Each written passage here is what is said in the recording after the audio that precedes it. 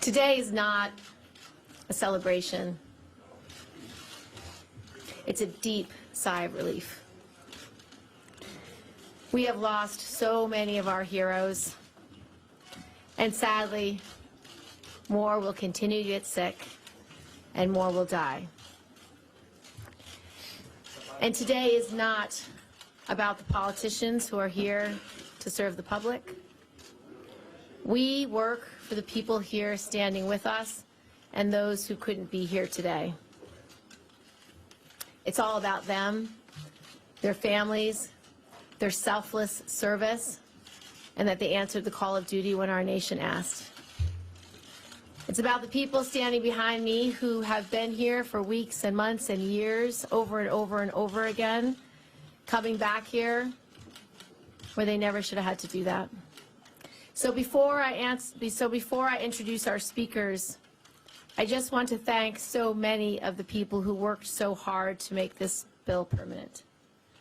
John Stewart and John Feel, International Association of Firefighters, and especially the New York City Uniformed Firefighters and Fire Officers, Police Benevolent Association, Sergeants Benevolent Association, Federal Law Enforcement Officers Association, National Association of Police Organization, Port Authority PBA, New York State AFL-CIO, DC 37, American Federation of State, County, and Municipal Employees, New York City Building Trades, United Federation of Teachers, Operating Engineers, Laborers, Citizens for Extension of the James Zadroga Act, Plumbers, and by name, Ben Shavat, Susie Ballantyne, Chris Granberg, Andy Edmiston, Shannon Meisner, Peg Seminario, Dr. James Melius, in memory, and the entire Feel Good Foundation team, Rich Palmer, Matt McCauley, Mike O'Connell, Kenny Specht, Keith Delmar,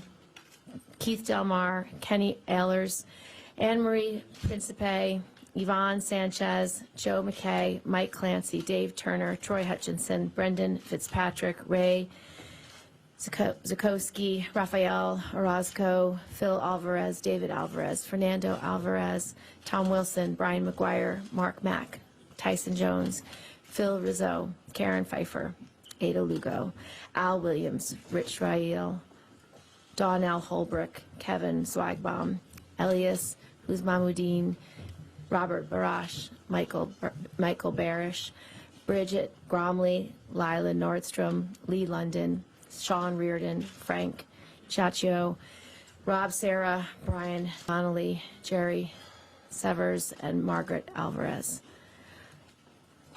I'd now like to introduce Senator Chuck Schumer.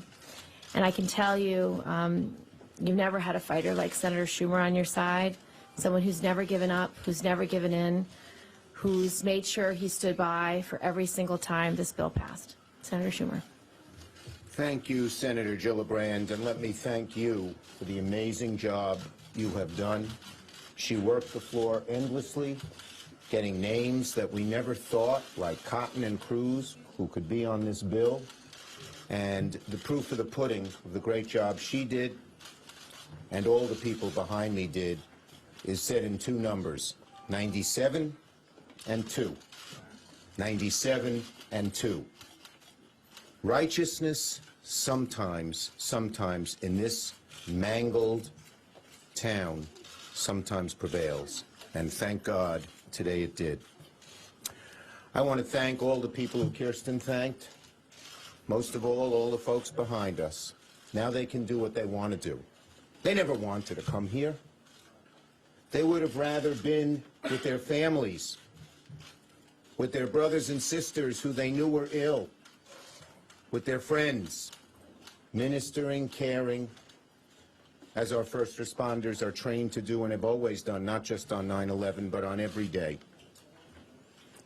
And now they can go back and do what they really wanted to do. They didn't want to be here. They didn't like being here, but they had a sense of duty. And nevertheless, they persisted, and we've achieved this goal. I'd like to say particularly, we have great 21st century heroes whose names are Zadroga and Pfeiffer and Alvarez. And I'd say to the Zadroga and Pfeiffer and Alvarez families, many of whom are here.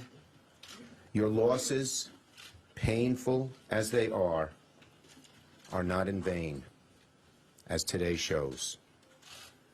The men you lost and all the others did what the Bible says we should all do, not curse the darkness, but light a candle. And today that candle burns very, very brightly. So to all of our friends who made this happen, for all of us who now breathe one gigantic sigh of relief, particularly the men and women behind me, thank you. This is tough times for America. Sometimes we doubt its goodness, and it's awfully hard to have that good shine through. But today it did. Thank God it did. Let it be a beacon to everyone else. I put on this flag 9/12/01. I wear it every day. It represented close to 3,000 people who were lost, and unfortunately every day this flag represents more people. But we'll never take it off as long as there are brave people who stood up for us. And this flag and all flags will remind us that we have to stand up for them. Who's next? Our next speaker is Senator Cory Gardner, who had the courage and bravery to lead the fight on behalf of the Republicans in our chamber. Cory Gardner. Thank you, Senator Gillibrand, for your incredible leadership on this. On September 11th, the days following, we all remember what our country was going through. The flags that were waving and draped across bridges, people standing on street corners rallying to their nation's cause. The men and women standing in this group today didn't hesitate to take that call. I can't put into words the people that I have met with here or at home who did so much for this country, not knowing that it could cost them their life or a loved one's life, not knowing that they would ever doubt Congress and the resolve of this place to do what is right. But out of the ashes and debris of September 11th arose hope and courage and strength and commitment.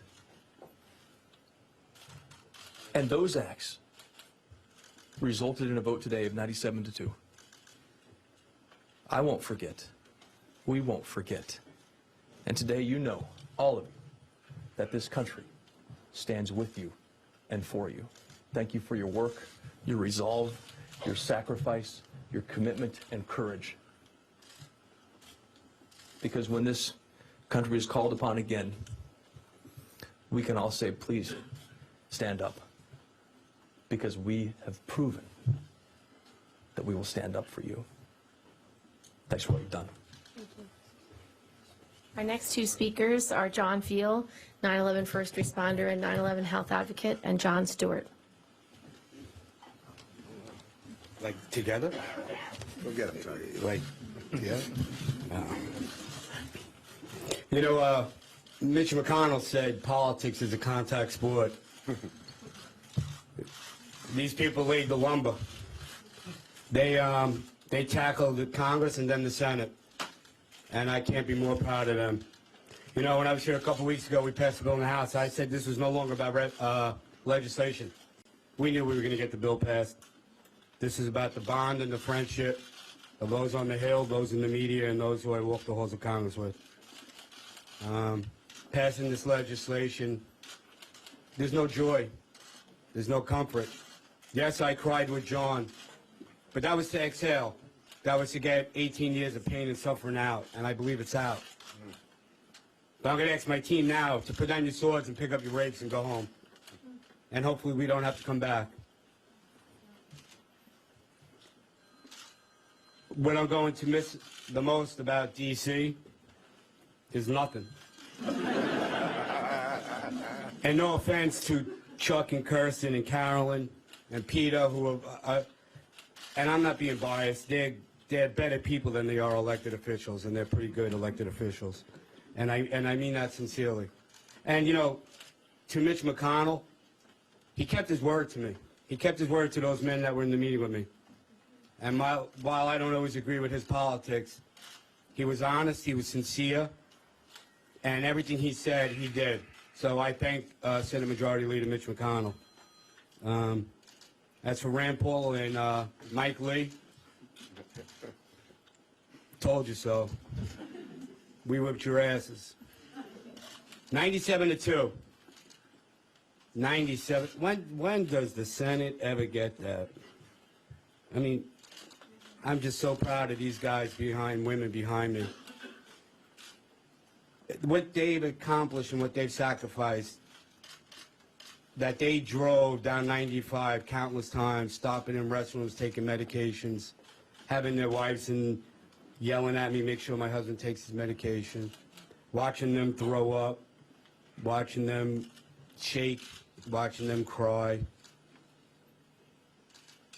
The toll on these guys, physically and mentally, I don't know how much longer they would have made it, but I know we would not have made it to December where we would have got attached to a larger vehicle. In 2010, we got unanimous consent. In 2015, we got attached to a larger vehicle. We saw an opportunity. We had a small window, and we took advantage of it. And we're leaving D.C. on our terms, and we're going out with dignity and class. We got our straight up and down vote, 97-2. That is the most amazing thing I've ever seen. And I'll leave you with this. In the beginning of change, the patriot is a scarce man, brave, hated, and scorned. When his cause succeeds, the timid join him, for then it costs nothing to be a patriot. Mark Twain.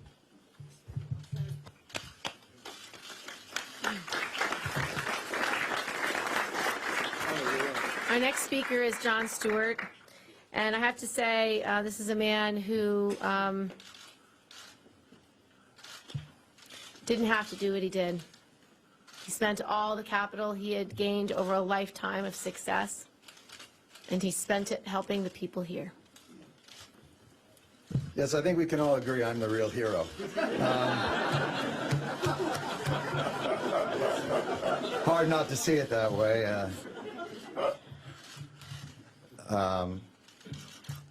This has been the honor of my life to work with the men and women behind me.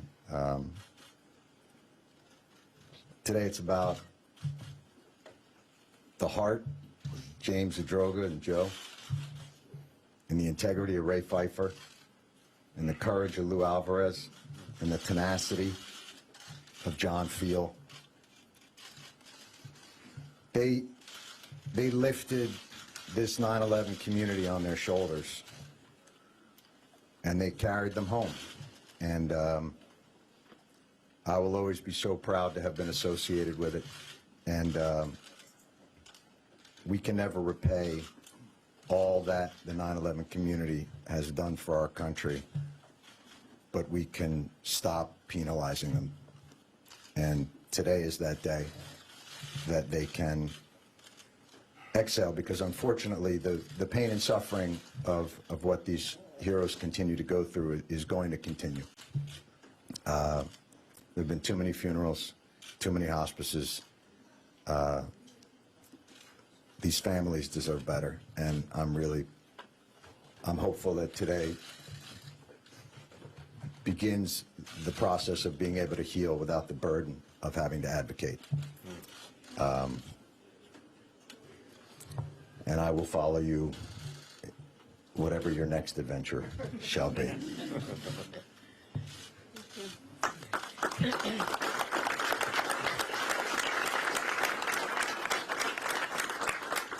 Our next speaker is Congresswoman Carolyn Maloney, who has worked this bill for almost 20 years, and she has worked from the very beginning as the first person to introduce it, and someone who never gave up. Thank you, Chris. First of all, I want to recognize and thank the first responders and the survivors and their families for their selfless and tireless work on this bill. And thank you to my colleagues in the House, Speaker Pelosi, Leader Hoyer, and my very good friend, Congressman Nadler and King, for their leadership. Nadler cannot be with us. He gives his warmest regards. And They led us to 402 to 12 in the House. I think it's the most strongest bipartisan vote. Building on that is this vote today in the Senate. I thank our advocates, John Field, John Stewart, and really the real Twin Towers of New York, the inspiration to me throughout this bill, their work on that day, the police and fire, New York Fire Department, New York Police Department, for what they do for us every day. And today, the extraordinary leadership of Senators Gillibrand, Schumer, and Gardner were evidenced with this very strong vote, where we passed the Never Forget the Heroes, James Zadroga, Ray Pfeiffer, and Luis Alvarez permanent authorization of the September 11th Victims Compensation Fund Act. That's the title of the bill, and it would not have happened without all the people standing here today, labor, advocates, families, everyone. It has been an honor to stand beside you in this fight. I just wish it hadn't taken so long and that we hadn't lost so many friends along the way, including the 18 we've lost in the past 2 weeks since Luis Alvarez died. This moment is for James Zadroga, Ray Pfeiffer, Luis Alvarez, and what they stand for, and all of the others who have gotten sick or passed away because of their time spent at Ground Zero, the Pentagon, and the Shanksville crash site. The vote today is a win for our country and the heroes and survivors who were there for us. The 9/11 community now knows that they and their families have the measure of security that comes with the permanent funding of the Victims Compensation Fund permanently for their lives. We have a moral obligation to take care of the people who took care of us and those who take care of them. First and foremost for what they did on 9/11 in the days and weeks and months that passed afterwards, but secondly because of the toxic lie that our government told them, that it was safe to work on the pile when it was not. We want to underscore and be clear that 9/11 was an attack on our nation, not just on New York, and the people who need and deserve this program live in all 50 states and in 433 out of the 435 congressional districts. If you remember 9/11, you remember that we as a nation vowed to never forget. Today, the Senate kept that promise. Today, we did the right thing for the right reason, for the right people. Today is a day of which all Americans can be proud. God bless our heroes and our nation, and thank you. Thank you.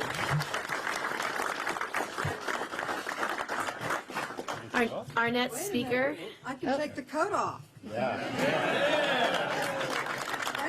It's getting hot, and I get to take the coat off. I vowed I would wear the coat till we passed the bill. Well done. Well done.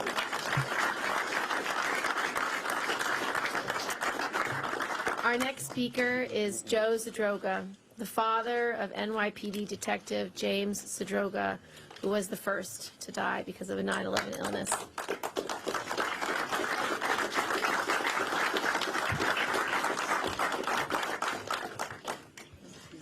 Today is a great day, let me tell you. It started for the Zadroga family in December 2001. He came home sick. We went to the hospital. We went to Columbia Presbyterian, the best pulmonologist in the state. And you know what he told us? I'm not going to treat you. And that went on for 5 years, trying to get him help, trying to get him treatment. Went to hospital, thrown out of hospital at the hospital. Spoke to news, TV stations. Nobody wanted the story. Nobody wanted to talk about it. It took his death for it to come to light that people were sick. And only then did the TV channels come down, news channels come down and took up the story. If it wasn't for that medical examiner in New Jersey who had the guts to come out and say he died from 9/11, who knows how much longer it would have been before the governor came to admit that people were dying from 9/11 illnesses. I'm going to thank a lot of people here. I know I'm going to forget a lot of people, but we have to mention the people that were there from the start. I was asked to speak in front of a congressional hearing, and Senator Hillary Clinton was there. She took up the fight. She was the first one to take up the fight for the responders. She got bills passed for the police and the fire, and then later on for all responders.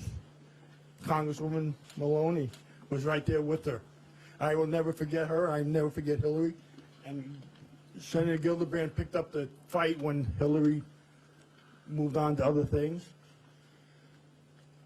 First time on TV, Neil Caputo. 20 seconds on TV, speaking about 9/11, about people dying. I said to Neil, I said, 20 seconds, this is after don't worry, kid. This is going to go past. Didn't know what TV recognition did, but we moved on. I'd like to thank the NYPD. They were great taking care of Tyler Ann after her father died. One thing they do, they take care of their orphans. We had her for 17 years. She's 17 years old now. I'm so proud of her. And I'm proud that we're here today and we got this bill passed. I'm proud that Jimmy's name is on there. I'm proud that he's got 2 other heroes on there with him. God knows that they belong there, and God bless them. God bless their families. God bless all the families of 9/11. And finally, I just want to thank, he's not here today, and many of you know him, TJ. He was my sidekick. He was the one that kicked me in the ass when I was down and told me we got to go out there and get things done. He was the one that remembered how to get around this place. I would have been lost half the time. So, you know, I'd like to thank him. And, of course, my wife. You know, she was there for me all along. I was there for her. If it wasn't for her, I don't know if I could have survived all these years. But again, if it wasn't for God, I don't know if I would survive. But again, on the high note, thank God it's done, it's passed, and hopefully, God, we never have to come back here again for this reason. All I want to come back for is to take Tyler in on a guided tour. Thank you.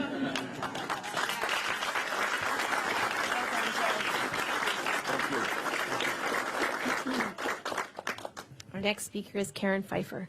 She's the wife of New York City firefighter Ray Pfeiffer, who was lost earlier this year.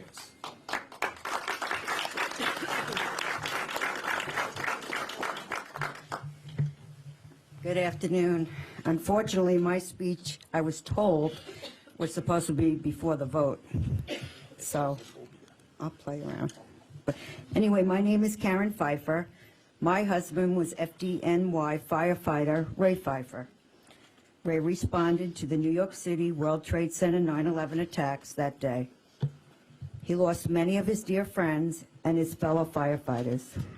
Ray continued to respond to Ground Zero over the many weeks and months on a recovery mission to bring back the remains of his fallen brothers. All the while, Ray was a voice for all first responders who were suffering from illnesses they contracted as a result of their rescue and recovery efforts at Ground Zero. I am here to be Ray's voice. Ray was part of this team, the Feel Good Foundation team. They were working to get the passage of health care bills over the years, getting the support they needed. Ray's passion was to help all his brothers and sisters dying from 9/11 illnesses. And Ray came down here many times with the team in his wheelchair up and down the halls and doing the best he could. Unfortunately, Ray was diagnosed in 2009 with stage 4 cancer, which started with a pain in his hip. Ray was a husband, a father, and a firefighter, which he lived for. Ray will never see his children married or meet his grandchildren. Ray passed away May 28, 2017. We watched Ray suffer in pain for 7 years with 11 surgeries. These team members have traveled down here numerous times, walking the halls and advocating for our heroes. They all deserve our thanks. Their hard work for the responders had paid off. And I just want to thank the Senate and the Congress for Ray's name. I was so honored to have Ray's name on the legislation. I mean, it was so proud. And I know Ray's looking down today and just saying, God bless you all, and it's finally done. We could all be at peace now. We don't have to worry. Our families will be okay. And let these heroes rest in peace. And I mean, I'm exhausted. You guys, I am really tired. Thank you so much. I love your husband. It's so wonderful. You guys are amazing. Oh, yes, my buddy. Thank you, thank you, thank you, thank you. I'm so glad I came today, but I'm tired. You can imagine. Our next speaker is Our next speaker is Congressman Peter King. And I just want to thank Peter for leading the charge from the Republican side from the beginning of this advocacy. Thank you for your leadership and strength.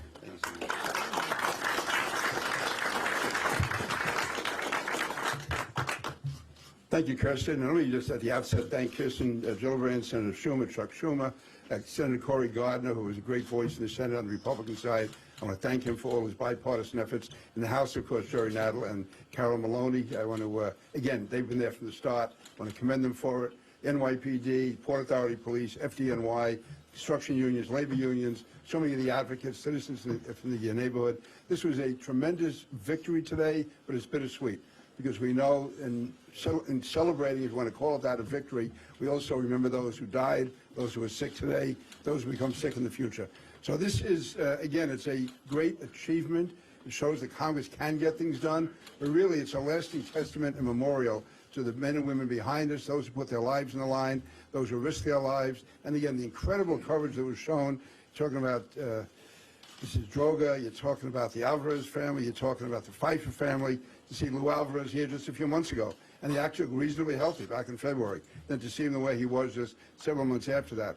Ray Pfeiffer, kept seeing him over the years and years at so many events in Long Island, New York, and down here in Congress. Again, these guys have incredible guts and stamina, and their families stood with them, so we have to commend all of them. And again, it was really an honor for me to be part of this, to work with these brave men and women who, because of them, we will never, ever forget the memory of 9/11, the heroism of 9/11, and today's vote is just a tremendous vote, again, to be a tremendous tribute to the men and women, the senator who got it done, men and women in the House who got it done. And again, I can't leave out Jon Stewart, what he did that day. You know, this probably would have passed sometime along the line, but after that day, Jon scared the hell out of everybody when he went. And, you know, so nobody had the nerve to say no. And again, you see him, he's really a nice guy, soft-spoken guy, easygoing guy. And you get him on a cause, get out of his way. And also, John Field, again, great work, all of you. But let's never forget the people who are still suffering and will suffer in the future. Thank you very much.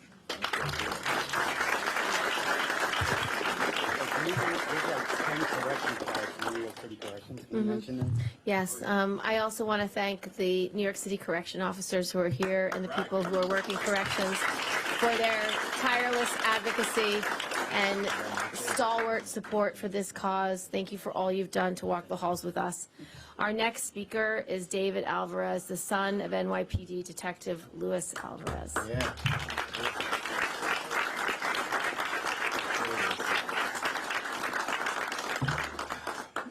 Thank you, everyone. Did not know I was going to be speaking, but You don't have to. I just want to say,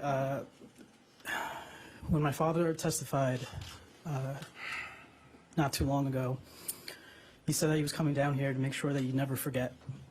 And I want to thank you for not forgetting him, not forgetting all the other first responders who tirelessly worked to see this pass. So, thank you.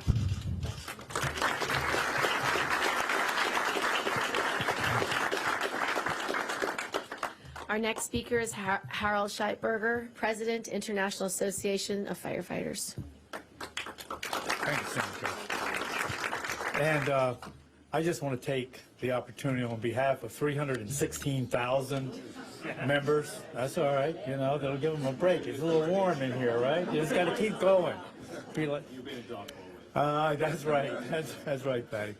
But on behalf of our entire membership, 316,000 of the very best, our leadership in New York, UFA President Gerard Fitzgerald and his team, our UFOUA President Jake Lamanda and his team, our International Union and part of our leadership, Ed Kelly, our General Secretary Treasurer, and to everybody here, and Leader Schumer, and Senator Gillibrand, Congresswoman Maloney, and Congressman King, and so many to list to say thank you. This has been an extraordinary journey, and I've watched extraordinary work. And I've watched John Field and the Feel Good Foundation and admire their work. And I watched John Stewart actually bring a bright light on this issue to make sure a nation knew what needed to be done and what was a difficult journey. And the fact is, I'm so thankful to so many, just on behalf of our members, not those that have been lost, that will always be the legacy for all of us, but for those that are going to now have the comfort and the confidence to know they'll have the care and the health benefits and the compensation to be able to have some peace and not have to worry maybe day by day or year by year whether or not they're going to be cut off from the support that they have earned. You know, almost 18 years ago, this nation was attacked. And starting on that day and all the days and weeks and months that followed, we're proud of our own. But it was workers across all the sectors that served. It was in the recovery and rescue and then cleanup stages that everyone from the trades and the electricians, everyone who was at ground zero and sacrificed their own health to serve a nation. And the last thing I'm thankful for, having been at this for a long, long time, Mr. Leader, as you know, is that I'm thankful that we won't have to come back to this podium on this issue again, that our Congress and our Senate, its leadership, has shown America that the process can work and that you can advance important issues in legislation. And now this measure is put to bed in law that will take care of those, quite frankly, forevermore. Thank you so much for everything everybody did. Our next speaker is Pat Lynch, the president of the Police Benevolent Association of the City of New York.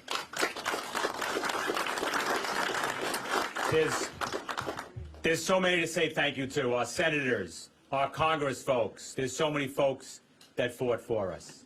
There's so many folks behind us that were at ground zero, all aspects, when it was the towers, when it was the pile, when it was the pit, all of it toxic. I thank them for allowing guys like us, folks like us, Americans, to try to live free because they rushed on in. But more importantly, we want to thank our families. We choose it. Our families don't, but they stand with us anyway. Sometimes they're standing on a stoop waiting for us to come home. For those families who watched the suffering and lost their loved ones, I thank you. For those that are home now that are sick, this doesn't fix everything. It just eases the pain. I thank those that are struggling to breathe on their couch. I thank their family members who are doing everything they can to try to help them. You know, 97-2. A lot of folks focus on the 97. I'm sorry. I focus on the 2. I can't help it. It's what we do. You know, I heard a speech upstairs that said, you know, why are we rushing? 18 years, that's some rush. But you know what the reality is? The reality is some of us are in a rush. Some of us in a rush because they need this. Imagine the police officers and firefighters and correction officers and those that have died since then, died working folks that we go to work to provide for our family that died thinking their family won't be provided for. You know, so, yeah, some of us in a rush. Some of us in a rush to leave here today, to go back to the city, to go back to Staten Island, to go to the wake to Detective Chris Cranston, whose family were correction officers, whose family were police officers, whose family, all of them on the pile. Well, we're going to a funeral home. So, you know, whenever I do a day like today, I'm happy, but I'm sad. I'm happy it's done, but I'm sad because we have to deliver news. I'm happy because finally the fight's over, but then I'm sad because I realize it's really not. So we're going to go here, we're going to bow our heads. We're going to go to that wake, and we're going to try to give that family some solace. But remember, those two, remember, Chris Cranston stopped breathing, worrying that he couldn't provide for his family. See, I'm at the end, right there, she's fine. She's FBI agent in cancer. FBI, hunting on people too. Okay. I want to also recognize those who served at the Pentagon, members of our FBI, members of our other first responders. Many of them are here today, and I just want to thank you all for your service. I am now going to introduce Paul Nunziato, the president of the Port Authority Police Benevolent Association.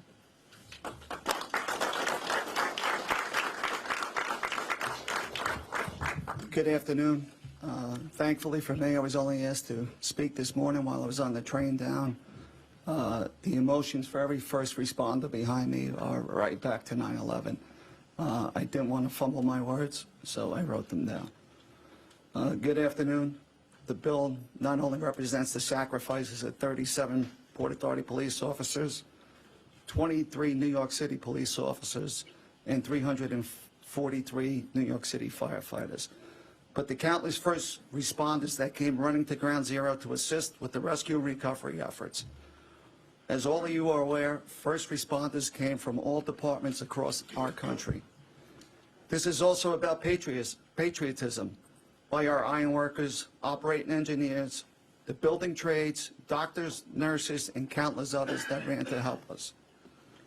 This is about ordinary citizens that went to work and were the victims of the worst attack on American soil since Pearl Harbor. This is about every citizen who was affected by the attacks, every family member that lost and continue to lose loved ones. Myself and my fellow responders came running when you needed us, and now 18 years later, you are honoring your commitment to never forget.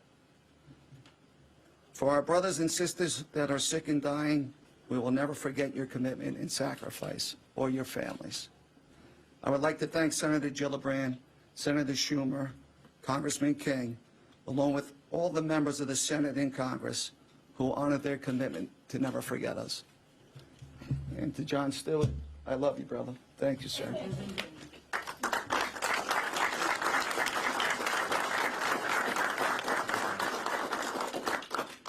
Our next speaker is Jake Lamanda, President, Uniform Fire Association, Fire Officers Association, Local 854, IAFF, AFL-CIO, and Gerald Fitzgerald, President, Uniform Firefighters Association, Local 94, IAFF, AFL-CIO. Good afternoon. On behalf of New York City fire officers, both active and retired, I'm here to say thanks. I'll keep my comments brief, but I would have to say thank you to the New York delegation, both in the House and in the Senate, because they stood there with us from day one, right through this fight. It's been a long journey, a long fight. It was a fight with many faces, but in the end, we came together as a voice of one. And out of that dust, out of those ashes, rose the words, never forget, never forget. And I'm here to tell you that from coast to coast, America did not forget.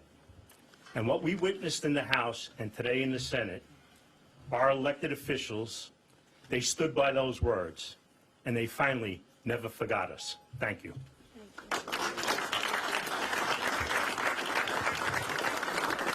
Our next speaker is Mario Salento, our president of the New York State. Oh, Gerald. Sorry. I thought he spoke for you. Sorry. Senator Schumer's making fun of my Brooklyn accent already. That's all right, all right. That's all right.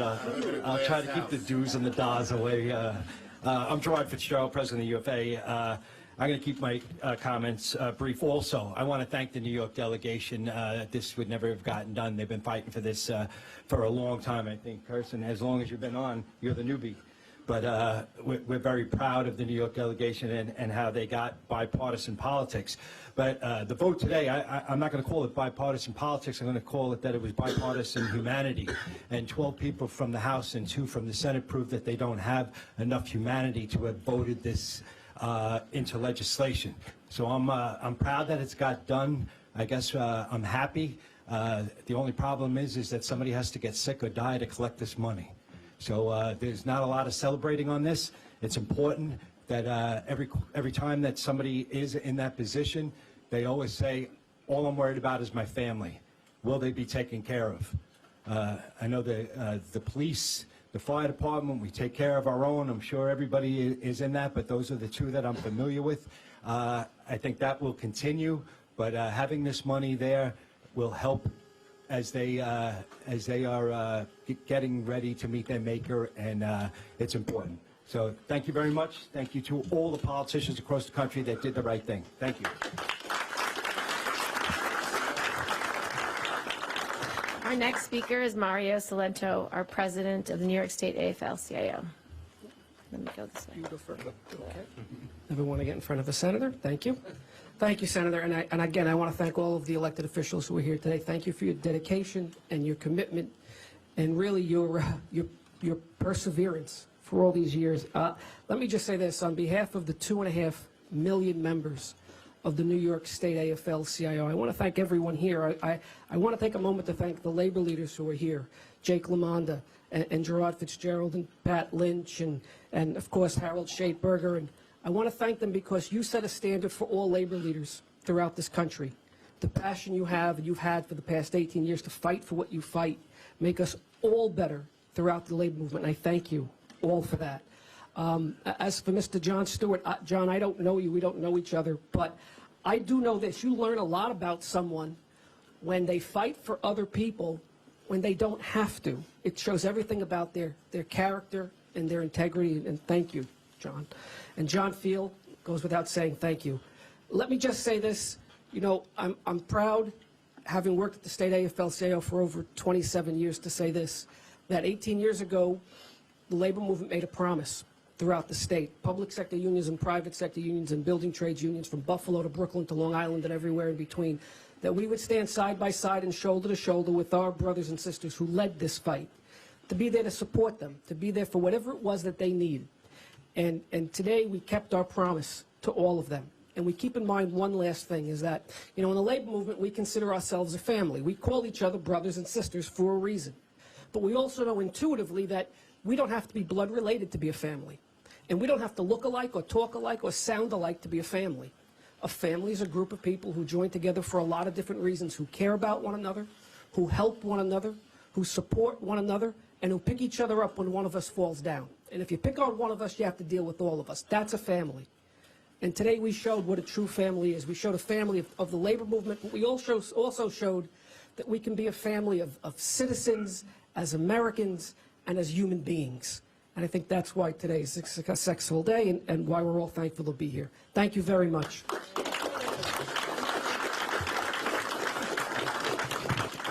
Our last speaker is Lila Nordstrom, a student at Stuyvesant High School during 9/11.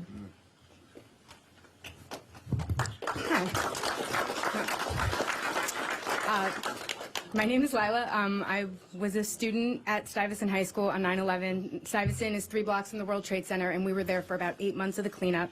And I'm a little bit at loss for words because I've never actually gotten to speak at one of these things without having to threaten to see everyone back here in 5 years. This has been sort of the work of my entire adult life at this point. I'm 35. I made my first trip down here at 22. And every 5 years I've been coming back and telling the same story and trying to convince the same people that the same issues still matter. And so it's with huge relief that I don't have to make that threat this time. a huge amount of thanks is obviously owed to our wonderful New York delegation, to Carolyn Maloney and Peter King for ushering this through, to Jerry Nadler for always making sure that the survivor community was included in this legislation, for always making sure that we were a part of the discussion, and then, of course, to our great New York State senators for ushering this through the Senate. And also to my classmates and the many responders who live outside of New York, who made calls to their local representatives and let them know that this was a constituent issue for them as well. I've been living in California for 12 of the 13 years I've been doing this. A lot of my classmates live outside of the city, outside of New York State. And for all of us, it was really important that we see this kind of unity in the vote, because this really is a constituent issue for every single senator. A lot of us who do this work don't just do the work of educating you guys about our exposures. We also do the considerably less glamorous work of reaching out to our community, making sure that they are taken care of, making sure that they are aware these services are available to them and able to take advantage of them. And having the danger of these programs expiring every 5 years made that work much more difficult. So it's with huge relief that we will be able to go back home and engage in that less glamorous but much more important work without our communities worrying that they were going to be forgotten in a few years, without people worrying that if they don't get sick by next year, they have no one will have their back.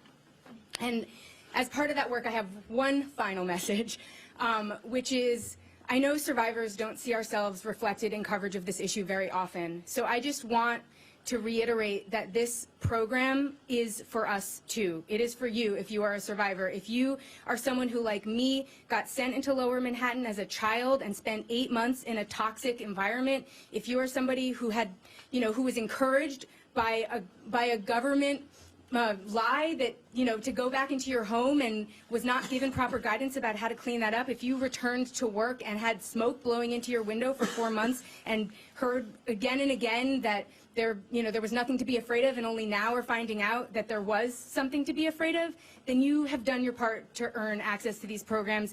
If I could cut out of my life the amount of time that I spend convincing sick survivors that they are worthy of these programs, that it is okay to apply to them, that they should not feel guilty about taking advantage of these programs, I could probably write a novel or learn a new language or something. But so as a final note, I just want to make sure that survivors all over the nation realize that these programs are for us too, and I'm thrilled that from now on we'll be able to look forward instead of looking backwards and trying to continually revisit this part of the issue. There are ways in which the survivor community will, there are big implications for us in the larger healthcare debate. There are research implications for us, and we want to make sure that we can talk about those issues instead of just constantly revisiting this one. Thank you so much.